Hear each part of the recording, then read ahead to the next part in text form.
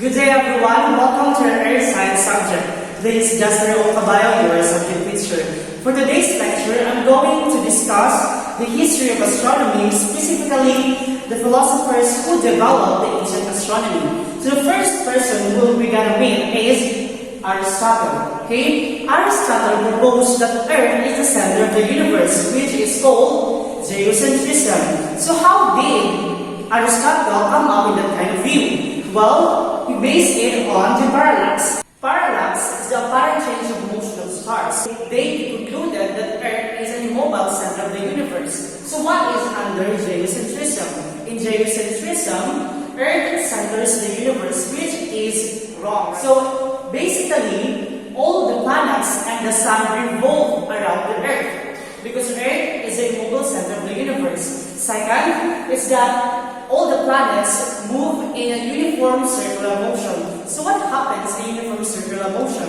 In uniform circular motion, all the planets tend to move in a circular way at a constant speed, which is wrong again because planets don't move circular but instead in ellipse way. Their orbits are elliptical and they don't move in constant speed.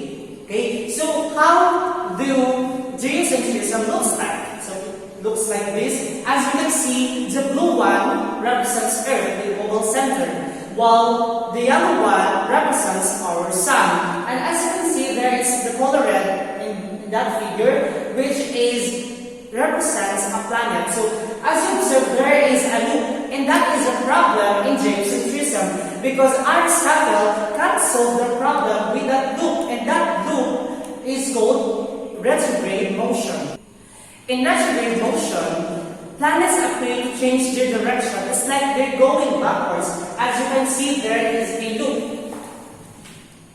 But to tell you properly, it doesn't go in loop. It just looks that way on Earth. It happens when an outer planet laps Earth or an inner planet laps Earth like Mercury or Mars.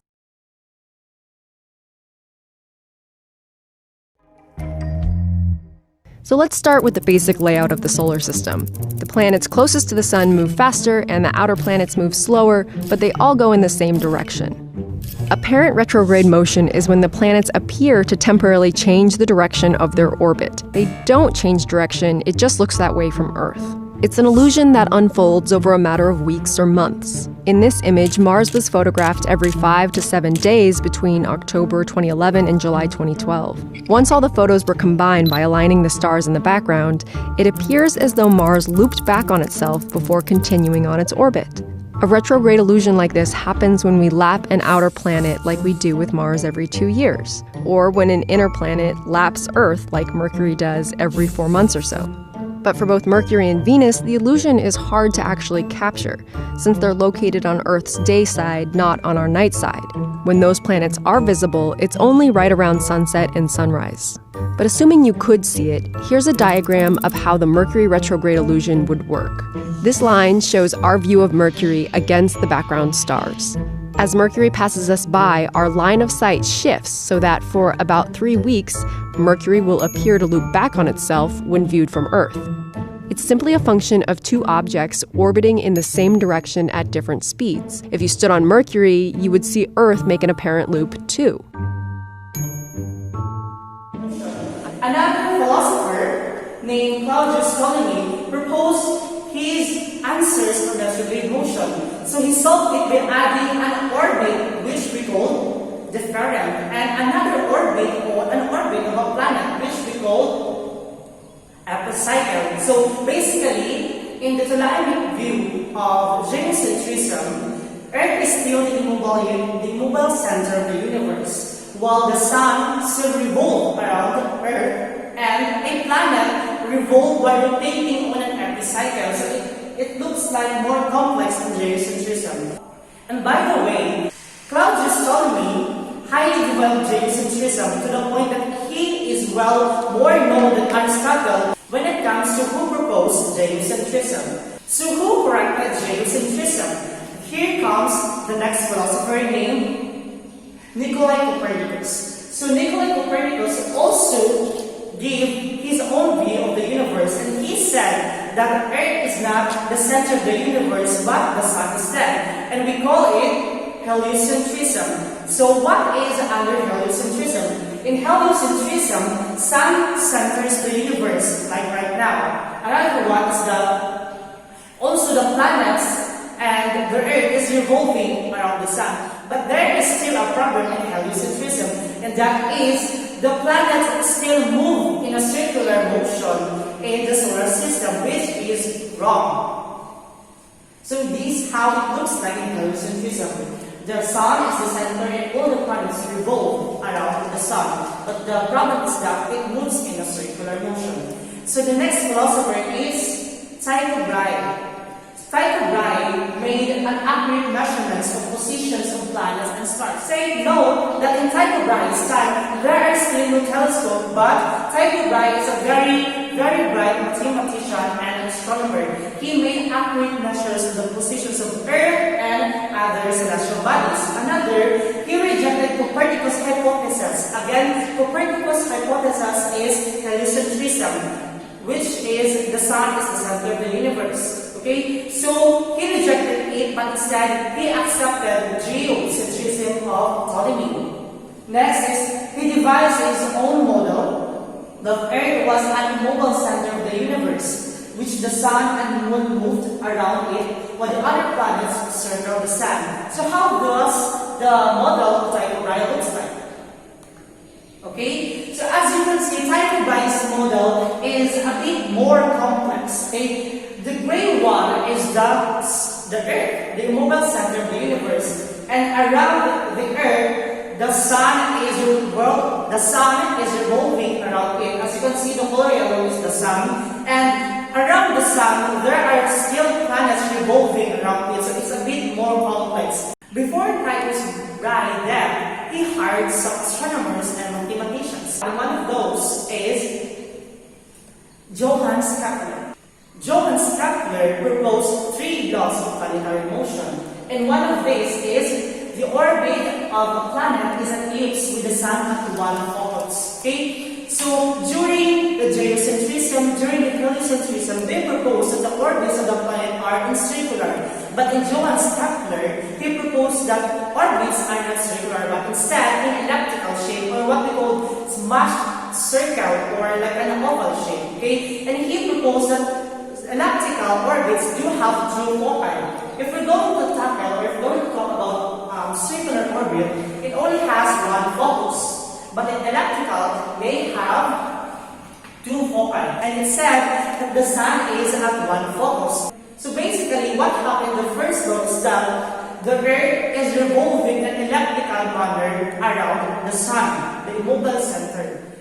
The next law of Johannes Kepler is that a line segment joining a planet and the sun sweeps out equal areas during equal interval of time. So another one is that in a given 2 area ellipse, and if these 2 areas are exactly the same, it means that the time travel of a planet revolving around it is the same also. Example, the time travel of a planet to go here from here is the same when a planet moves from here to here, if these areas are the same. Also, it can be in these areas and in these areas. So Kepler's third law of motion states that a planet's orbital period squared is proportional to its average distance from the sun cubed.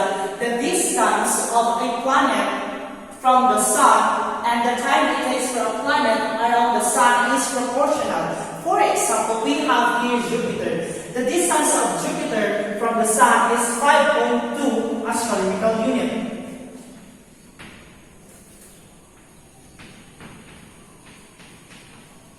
If we cube this astronomical unit, we get 140. And this 140, if we square root the 140, we will gonna get 11.83. And this 11.83 is the period. If we square the 11.83, we will go back to 140. So that's why it's called proportional.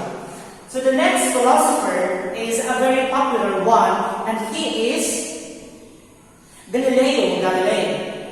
There are two misconceptions about Galileo. Galileo did not invent telescope, but instead he is the first person to use telescope to solve problems in the positions of the planets and other celestial bodies in the universe. The next one is that he was not condemned by the Inquisition for believing that Earth moved around the sun. In ancient history, Inquisition is a high office in Christian church which they punish or stop heresies from spreading. So the three major discoveries of Galileo is that the moon was not perfect, because in ancient astronomy they believe that everything in heavens is perfect, for it is created by God. The sun is perfect, the moon is perfect, and that's why they propose that planets revolve around the universe in a circular way, for they believe the circle is a perfect shape. Another one is that the Milky Way was made of myriad stars. Myriad stars, or what we call small and uncountable stars, for there are so many stars in the universe.